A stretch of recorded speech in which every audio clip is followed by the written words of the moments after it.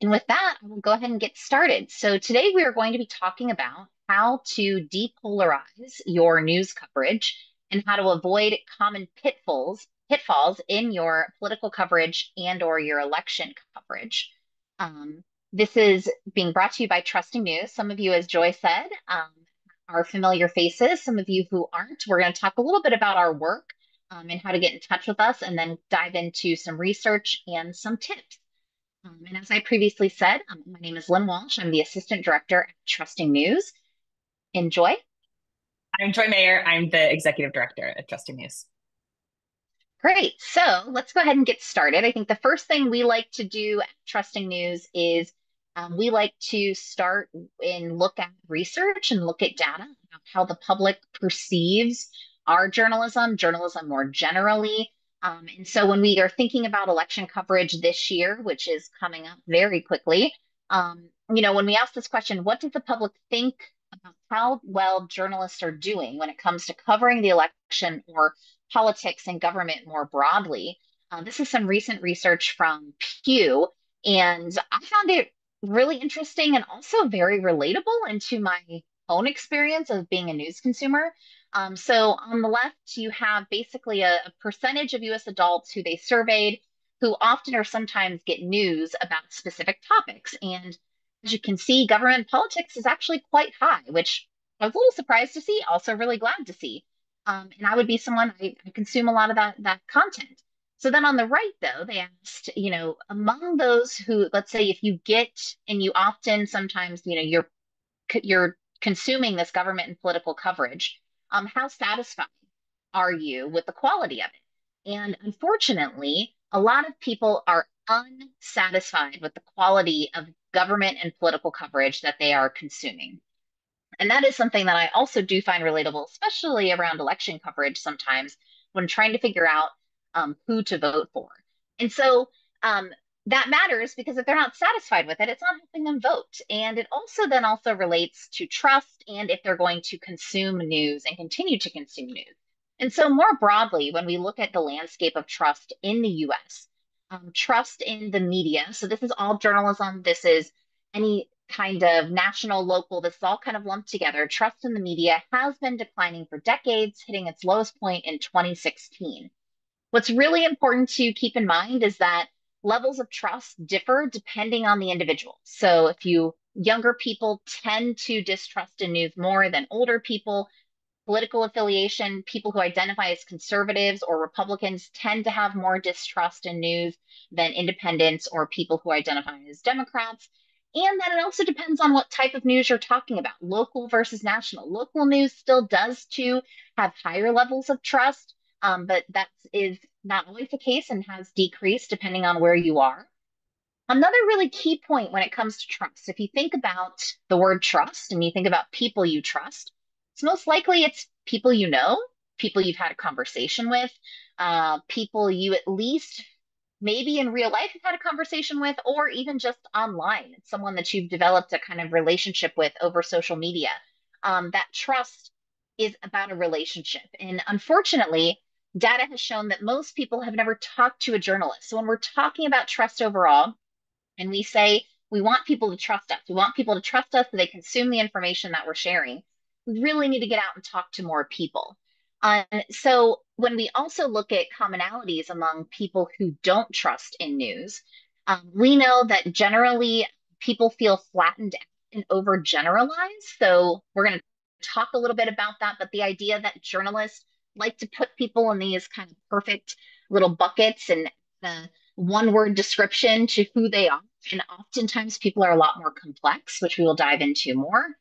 People often also feel misunderstood or that coverage leaves them out. And they don't feel that journalism is made for or by people like them. And so when they stop tuning in to that journalism when it feels irrelevant, which we will also talk about today. And so all of this, why does it matter? Well, it's bad if trust in the news is low.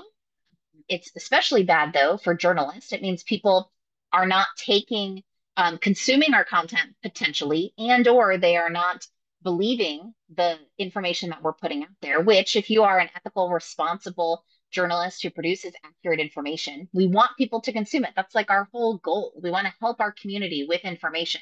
And information can be powerful for everyday decisions and decisions at the voter box.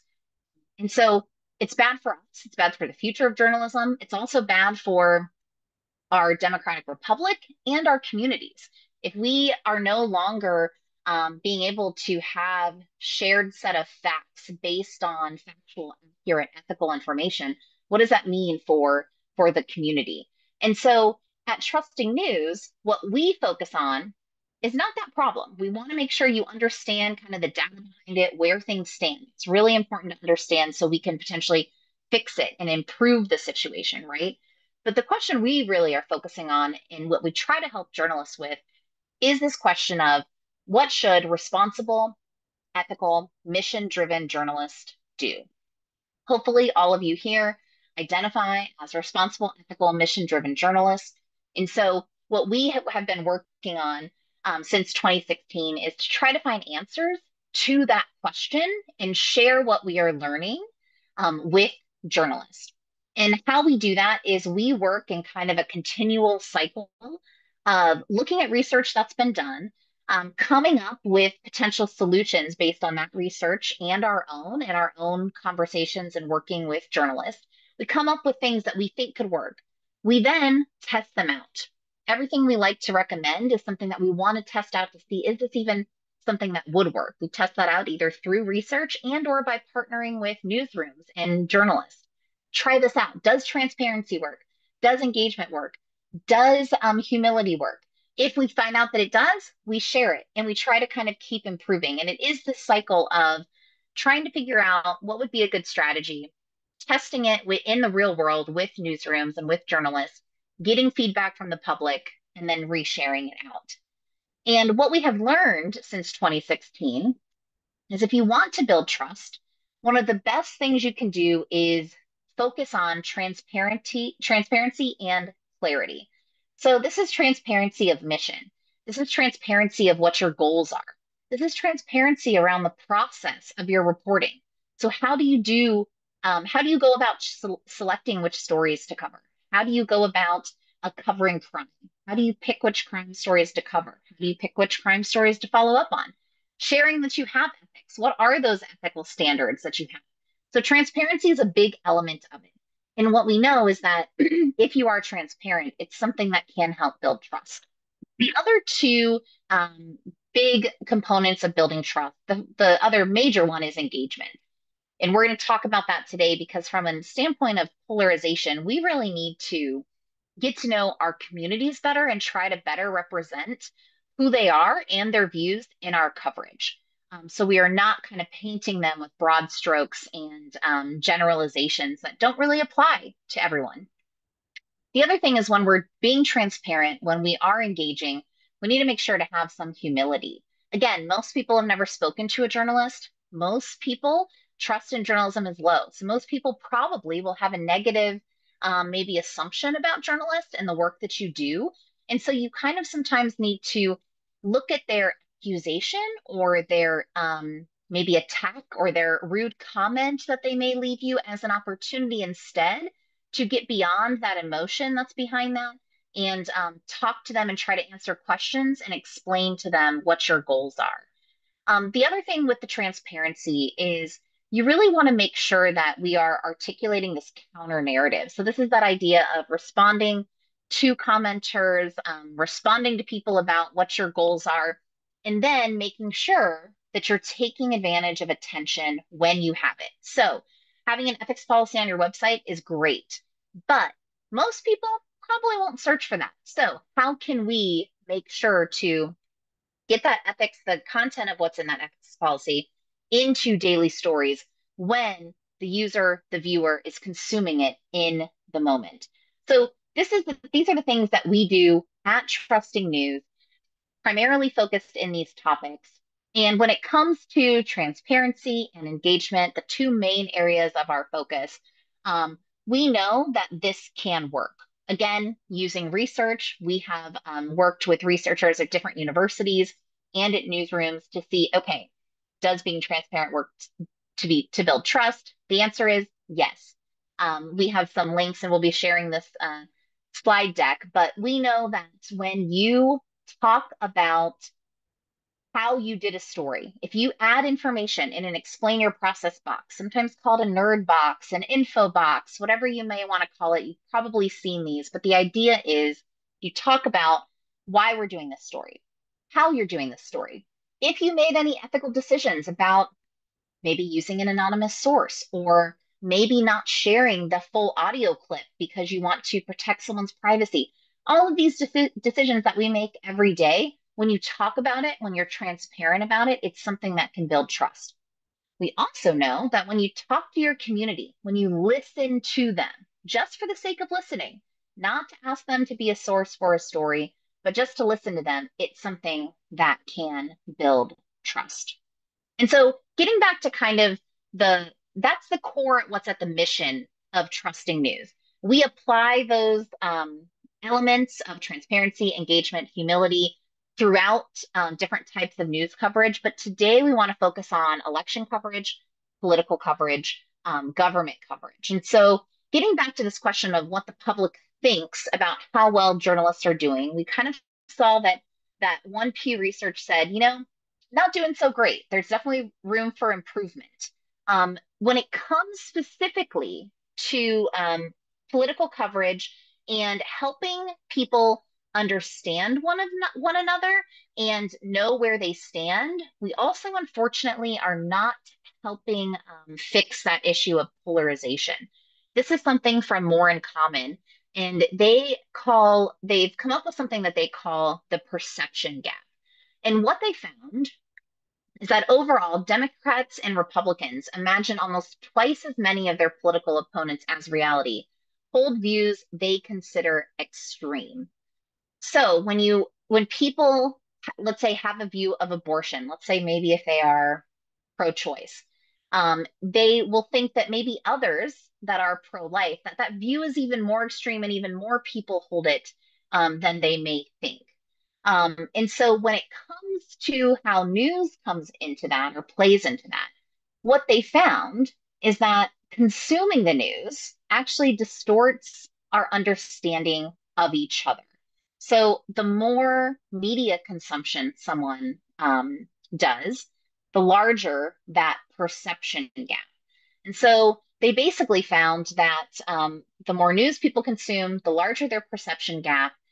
So people who said that they read the news most of the time were nearly 3 times more distorted in their perceptions than those who said they read the news only now and then. And so what this says is that we know, and what they have found is that people's views are a lot more complicated than just being on either side of a spectrum. A lot more people have different views that are along the middle of the spectrum. But people don't always assume that because there's a perception gap.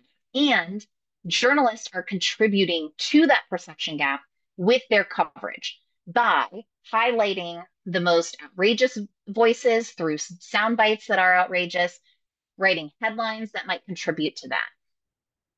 When that happens, people stop consuming the news. They don't want to talk to one another. And we're less likely to kind of live in communities where we're able to have conversations around solutions and finding different solutions for problems, fixing problems.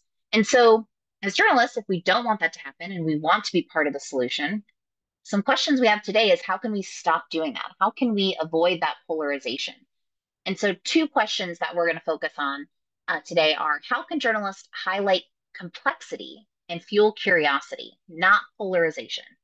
And then the second question, how can we root our coverage in the experiences of the people we aim to serve? On that first question, how can journalism highlight complexity and fuel curiosity? Again, not polarization. That's the goal. That's what we want to provide you tips with today. The first thing we recommend is to highlight moderate voices. So I hinted at that a little bit earlier, but the idea is that often as journalists, we go to extreme sources. We know what they'll say. We've talked to them before. They're often the loudest person, maybe in the room. They're the loudest person, a lawmaker that we know. They're the most eager to talk about something. And unfortunately, sometimes we do this because it's easy. We're on a time crunch, right? It's also sometimes easiest because then we feel like we're getting both sides of the issue. And if we're honest, though, that can also be something that can get clicks. So you may not always do this, but I'm sure you have seen this happen, especially maybe in national news, but it also is happening in local. And you could probably yourself see why this is, or feel why this is problematic. And so we do this with Congress, we do it with local issues. It's something that is fueling that polarization. And honestly, it leaves most people feeling like their views aren't reflected. It's turning them off from the news because it's just problems, people fighting. I'm sure you've heard all of this. That's all it is. Everyone yelling at one another, no one working together. And here's just an example of this weekend. I just did a Google search for Tim Walz's son. And these are the first four headlines that popped up. I didn't, which obviously plays into my personal algorithm and all of that. But this does, I think, demonstrate that idea of not highlighting moderate voices, of going to the extreme voices, right? You have headlines here that focus on, you look at the USA Today, you have broke broke the internet with his tearful love of his dad. Then the bullying began. That's the extreme. This MSNBC one.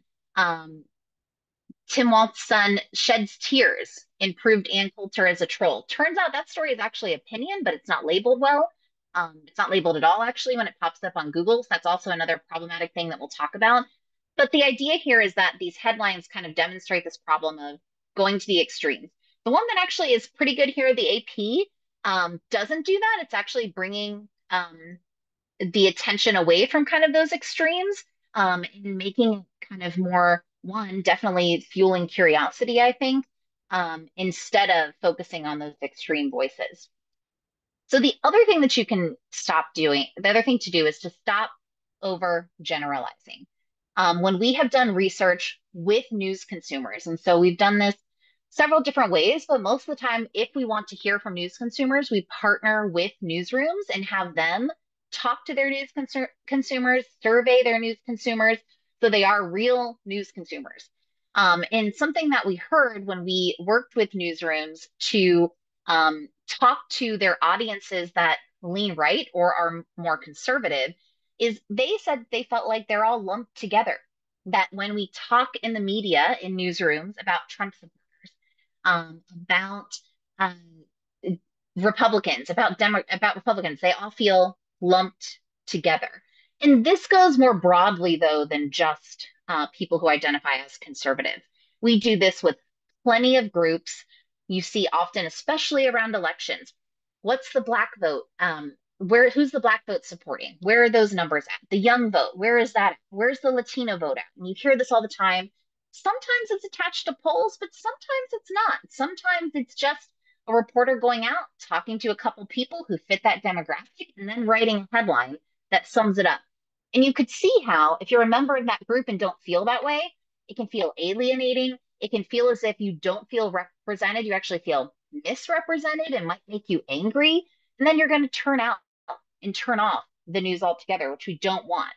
And so, another example of, I just Googled young vote after the DNC, and what these are some of the headlines that came up and demonstrates really basically that same thing. Vibe shift, young Texas voters motivated by Kamala Harris.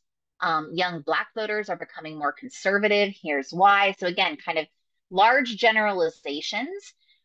This Axios one, I think, is probably the better one of all of this because sometimes we are trying to show, what does polling show? What does the data show? If that is the case, if you are quoting a poll or you want to share what the latest poll numbers show, good idea to put it in the headline because there is maybe reason to say we know that this is true because of X, because of this poll. We have some information about, how to explain polling, the importance of explaining polling, but I just think it's, instead of saying, which you see in some of these other headlines, young voters are moving toward Harris. Well, instead they're attributing it to an actual poll, which I think makes it better and not as overgeneralized. Another thing that's really important to do is when you are leaning into complexity and diversity of viewpoint within people who feel overgeneralized, be really clear about it, signal it. I love this piece from a Colorado news outlet called Shades of Red, and they, throughout their goal with the post was to show kind of dissent within groups, and I think it was really strong reporting that then was more likely to find an audience because they were clear in how they framed it and packaged it. So let's go over some other tips for fueling curiosity, not polarization. Um, One of them is to be really cautious with wire or partner content and with opinion content. So first, let's talk about wire content. It is really reasonable as a news consumer to hold whatever news outlet accountable for all the news you find through them.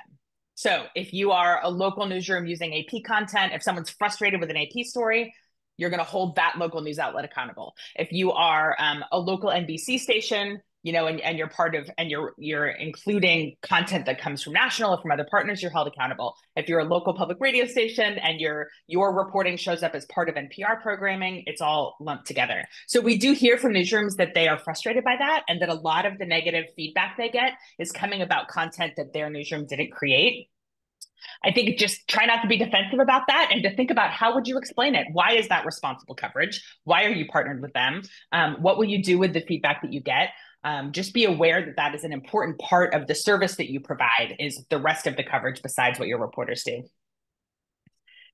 And then when it comes to opinion, it's so interesting. Lynn showed you that example of that MSNBC column that when it was divorced from the packaging on the website where there is an opinion label, when it's divorced from that packaging and shows up in an aggregator, the opinion label is lost. And we see this all the time. Even if the story page labeling is good, very often when that headline is shared in an aggregator or on social media, the label is gone, which means when people are saying, oh my gosh, this is so biased, I can't believe it. Of course MSNBC thinks that. People don't realize that sometimes, so there is a lot of mingling of news and opinion. Sometimes things that should just be straight news feel like opinion, and that is absolutely a problem. But sometimes journalists are paid to share their opinion on purpose, or journalists share opinions from other people. And when we allow that to be blurry, it really affects our credibility. So we do have a trust kit on opinion labeling that I encourage you to go through if you think this might be a problem for you, just to sort of audit how well you're labeling things. The next thing we want to talk about is language and tone. There are so many ways that journalists signal where they're coming from based on the language that they pick. We as journalists signal kind of what lens we have on an issue based on adjectives that we use. So things like, we'll call something unusual. Well, unusual to who? We'll say that a house only costs $300,000. Well, only is accurate in some parts of the country and is a lot of money in other parts of the country. I was talking to an editor recently who was editing a story about an agriculture bill that was a big deal in a rural area that her newsroom covered. And the reporter turned in a story that said the little known bill. And she knew that everyone in that community knew about that bill. It was little known to the reporter. It was not little known to that community. So just pay attention to the adjectives you use especially, but the language you use that might signal kind of what perspective are we bringing to this. That's especially true when you cover issues that can be polarizing. We talk a lot about kind of whose language we're adopting. And, I included here the language the AP style book suggests that people use when covering abortion. I actually moderated a focus group last year with people across the spectrum about how they feel about news coverage of abortion, and talked specifically about language and what they thought was fair in stories or what they thought signaled bias in stories. And I mean, it's a tricky topic. Everyone in this group, people who would have voted the same way, didn't agree on what language they preferred. But I do think it's important to remember that when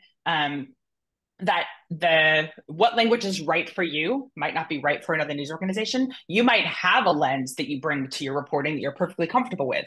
Just be aware that if you have a newsletter that if in your coverage you talk about reproductive rights and that's the language you use to talk about abortion, that is going to feel accurate and accessible to people on the pro-choice side of the abortion rights side of the argument. And it is not going to be how people on the anti-abortion side of the argument would characterize the issue. So you're sending a signal there about who your coverage is for and who you are not for. And Joy, if I could add one thing, I think this being specific, I think is something that, it's mentioned here from AP Style Book, and the idea that, if there's an opportunity, instead of adding a label, instead could you talk about the position of the person? So the example they give is, instead of, saying someone is anti-abortion, abortion rights, pro-life, pro-choice, could you instead say something like Jones favors a ban after 15 weeks of pregnancy? So you're letting the reader make an assumption about that person's views, but really kind of get at the point that there's more complexity to it than just being on either end of this. This is what this person specifically believes in. Yep. And then that has the added benefit of helping that person feel really reflected, not like you are picking a label that you think applies to them. And the more you can be clear with your audience about how you do that, the better. One of my favorite news products is a newsletter called Tangle, where a journalist shares, Isaac Saul picks one issue per day and says, here's what the right is saying about this, here's what the left is saying about this, and here's my take on it. And he's very clear in his approach. And his goal is to get people out of their political bubbles by exposing them to the best arguments from both sides, which is limiting, but from across the spectrum, and then to build a news organization that could be trusted and feel accurate to people across that spectrum. And he recently went through his editorial guidelines and updated their language. And he talks about making content hearable across the political spectrum in ways that I think are really helpful. I don't know if I agree with all of his answers with where he landed, but I have so much respect for the thoughtfulness behind it and the transparency. He's inviting his audience to hold him accountable. So one specific example was immigration. He's sort of acknowledging that you're going to hear about undocumented immigrants on one side and, illegal aliens on the other side. And he says that his choice is to use unauthorized immigrant that specifically captures the technical and legal description for people who are here illegally and avoids dehumanizing language. So again, that may or may not be right for you, but I think that throughout his guide, he's very specific about the reasoning behind things, which I appreciate. The other thing I'll mention about language is that sometimes it's not just about the words you pick, it's about the tone. And sometimes we can sound, in an effort to sound clever, in an effort to sound friendly, in an effort to be interesting, we can inject language that sends a signal about what feels normal or correct to us. So this is from a recent NPR story. They were talking about Trump's messaging and how his campaign messaging had changed and adapted since Harris got into the race. But there's just a couple things in here. They're talking about Trump's nonsensical asides in his campaign speeches and rallies.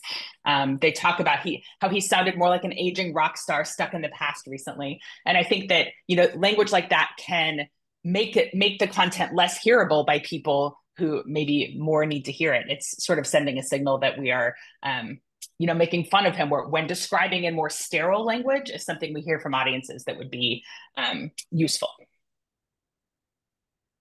And so those were a lot of tips, and we'll go over them again here. We have a slide if you want to take a screenshot. But one thing we think about a lot at Trusting News is, okay, so we're giving newsrooms tips. We're researching what can work to build trust. In this case, researching what can help newsrooms avoid polarization, help people feel more reflected in the coverage, which hopefully will lead to more people consuming the coverage, coming back to the coverage, consuming your news on a regular basis. And so something we have developed related to this topic is an anti-polarization checklist. And the idea is that as you're working on stories, and again, this is not something, a question we get is like, when do you apply this type of these type of strategies? When should you be transparent? When should you work on things like this? And so, with this anti-polarization checklist in mind, we are thinking about stories that specifically your political coverage or government coverage or election coverage.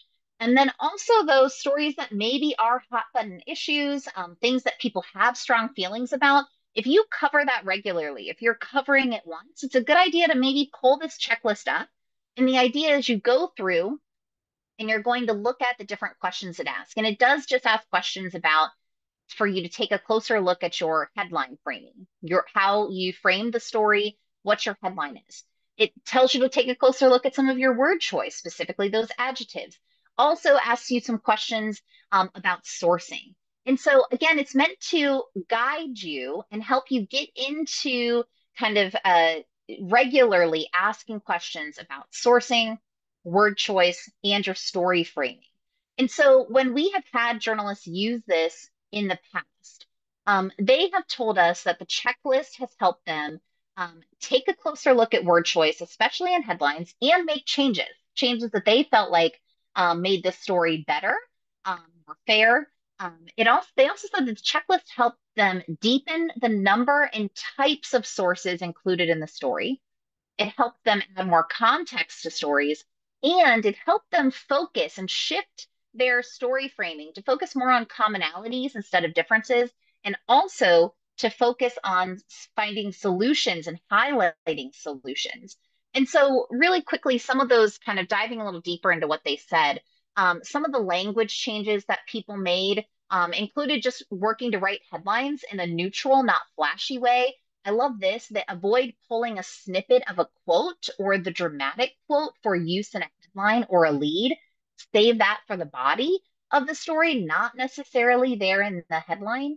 When it comes to deepening sourcing, really for a lot of the journalists who use this, it meant that they maybe went out and sought out an additional voice. Because when they used the checklist and they looked at their sourcing, they were like, I feel like I'm missing this voice. Let me go get that voice. Or maybe highlighting more of a specific voice. Or some people looked at it before they reported and they're like, okay, I need to make sure that when I'm approaching sources, I'm approaching all of these different types of people to include right from the beginning so I can include them in the story. When it comes to context, it was some things, including like looking at the local, focusing on the local connection to a story. And like if there is a national story, especially with politics and some of the national political issues that national politicians are talking about, instead, focus on the local. How are the local politicians dealing with this issue? Do your local communities even really care about what Trump and Kamala Harris are talking about, right? That those are questions you could ask and kind of refocus instead of contributing to that polarization and the polarizing narratives that exist. When it came to that focusing on commonalities, you often see stories where it's this person, these people always disagree. Here's this lawmaker who disagrees, this lawmaker that disagrees. Well, instead, we had a journalist who decided, okay, there actually are some things that they agree on. Let's highlight that. Here are things that they actually agree on. You think these two people have very differing views. Well, actually, there are some things they agree on and they want to work on together. When you talk to people, and I talk to family, I talk to friends, they say they want to see people work together. They want to see lawmakers find solutions, right? Move forward. And so when you see that, and when you hear people say that, and then you can find it as a reality, it's always a good idea to potentially highlight that and focus on that solution. And so we threw a lot of tips at you, but just really quickly to that question of how can journalism highlight complexity and fuel curiosity, not polarization? Um, Highlight moderate voices, stop overgeneralizing, painting people with that broad brush, be cautious with wire, and please label opinion coverage. Like, please, please, please, and make sure that label travels wherever it might be shared. Look at your word choice carefully, choose those words carefully, focus on your tone, choose the tone that you're sharing carefully. And then we do welcome you to use that anti-polarization checklist. So the second question we want to talk about today is some ways we can root our coverage in the experiences of the people we aim to serve. And the first thing we'll say about that is that we work a lot on what it looks like to center people's stories. So one way that we've done that is we've done a lot of work with the Citizens Agenda, a project that's a partnership with Harkin and Jay Rosen at NYU that asks communities the simple question, what would you like candidates to be talking about as they compete for your votes? And then basing your reporting on answering those questions rather than on what the people in power want you to be talking about. So that's one strategy. We talk a lot about what people are experts in and what they're not. Everyone is an expert in their own experience. And so the more we can dive into not just what their opinion is, but what led them to those beliefs, what values and experiences have shaped their views, And focusing on the humanity of that. When you hear stories, we all know this, of course, it's partly why we're in this business, that when you tell stories, it helps people understand each other, it builds empathy, and helps people understand each other's shared humanity.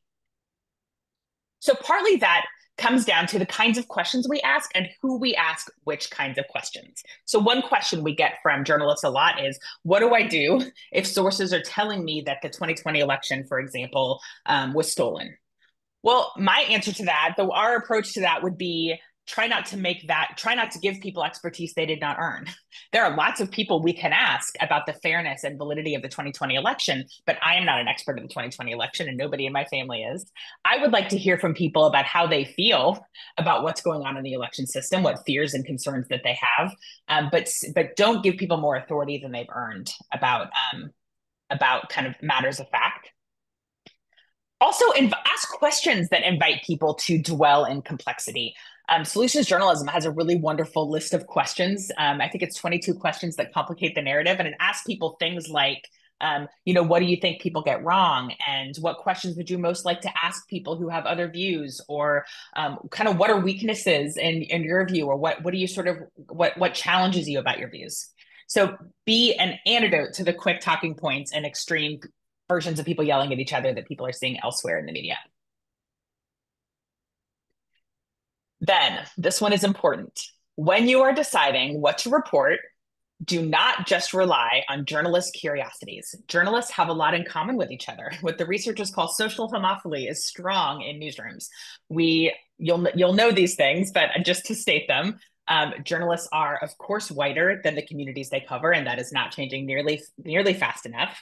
We're more educated, partly by virtue of just being in a profession. We're definitely more likely to live in liberal places than the population overall. We're more urban. We're less likely to have a religious tradition at the center of our lives. We're less likely to have served in the military. The social sorting that the country is doing is happening to journalists as well. So our social networks and our families are more likely to share our views. 22% of newsroom employees live in New York, DC, or Los Angeles, compared to 13% of the country. So when we are, if there are people in the middle of the country watching national news, which is what most people do, they keep cable news on, and they're thinking, God, these people, this journalism is not, they don't understand me. This is not made for me. They're not wrong. And so if you are an antidote to that because you would like to really understand your community, then you can say that. But it is really important to be humble about what your newsroom might be missing. So we have a project we call Dimensions of Difference that was co-created with Spaceship Media that looks at the gap. We look at who's in our community and the demographics and what people in our community go through and how they see the world and what their lived experiences are, how that might be different from our community, from our newsroom and who's in the newsroom. And we look at what it takes to be aware of those gaps so that we can address them. So there's a guide on our website that will some exercises you can do on your own and some things you can do with your colleagues that can help you kind of be more aware of what the dimensions of difference are in your newsroom and what you might be missing. It's really important that your newsroom culture adapt to ask that question. We ask who feels seen and understood by our journalism and who might feel left out or misrepresented by our journalism. We can ask that overall, and boy, do we love to do this with like a team of journalists. It's really interesting to see who in newsrooms answers which ways, whether kind of the new young reporter answers the same way as the people who have more kind of power and agency in the newsroom. But it's really important to think about what it feels like in your newsroom to challenge a colleague's coverage. If somebody is sitting in your newsroom listening to a colleague interview and saying, God, is she using that language? Because I don't think that's going to land right. Or I really hope we're interviewing this person because I think there's a key stakeholder that I'm not seeing in that story. So we asked, does your newsroom culture value dissent? And is that something that is rewarded? Is having a dissenting opinion rewarded in your newsroom? The next thing we'll recommend in terms of centering voices is, I know we're hearing a lot from journalists about struggles getting people to talk to them. There are a lot of people who are really wary of talking to journalists. Boy, is that valid. It is so valid to be wary and nervous about talking to a journalist. I've had journalism done to me. I've had reporting feel like it might be accurate, but just did really not capture the truth or the full story of what I was saying. people hand over a lot of trust to us, and we tend to act as if we deserve it rather than earning it. I'm not talking about public officials whose job it is to be accountable to the public. I'm talking about regular people. 79% of people have never talked to a journalist, and we need to work harder to earn the right to tell people stories. So one way we would go about that, imagine if you asked wary sources, or maybe even every source, what are you afraid I might get wrong? What would you learn about the things you're covering and about how people feel reflected or not reflected by your journalism in general if interviews regularly included this question? We have a trust kit on earning trust with sources, and it goes through a bunch of other ideas about how you can sort of demystify the process and make people feel more comfortable talking to you, earning their trust. But if you do one thing on this topic, I would love for you to address that, to ask this question as part of your reporting. What are you afraid I might get wrong? So we talked in this section about centering people's stories, about asking better questions and being more selective about who we're asking which questions to. We talked about being aware of what journalists see and what journalists miss, and moving beyond journalists' curiosities when we are talking about what stories to cover and how to frame them. And then we talked about earning sources' trust and the importance of that. So just a couple more resources we'll share with you today. And then if anyone has questions, feel free to stick them in the chat. We have a trust kit on election coverage specifically, and it goes over, Lynn mentioned, it talks about polling, how to put polls in context and make people smarter about how polls work and not overemphasize the role of the polls play in election season. It talks about things you can do on election day to kind of lay the groundwork for trusting the information and the process that's coming in front of people. It talks about making coverage accessible and really meeting people where they are with the information that they need. So check that out. We're offering free coaching from now through the election. So if you would like to talk about how any of this applies to your reporting specifically, there's a form here to fill out, and we'll get back to you within a few days, and we'd love to talk to you one-on-one. We have a weekly newsletter called Trust Tips that sends one quick actionable tip for earning trust each Tuesday afternoon. And there will be a lot of it that's election focused in the next couple of months. So please do subscribe to that. And then let me just mention there are 3 more webinars in this series, but I want to mention 2 of them specifically. In a couple of weeks, we're going to talk about something we call bringing your receipts, demystifying statements you make in your reporting by making clear to explain how you know what you know, so that people who might be skeptical of things that you're sharing as facts are invited to come along on the ride. And then the October 3rd, we have one that's just a beautiful follow-up to what we've talked about today. We're going to go deeper on reporting on specific hot button issues. A reporter from John Dietrich from the Milwaukee Journal Sentinel has done a lot of reporting, statewide investigative reporting about gun safety. And he's going to talk about the very specific approach that he took to making that coverage hearable across the political spectrum. And we'll talk about what that means for reporting on other issues as well.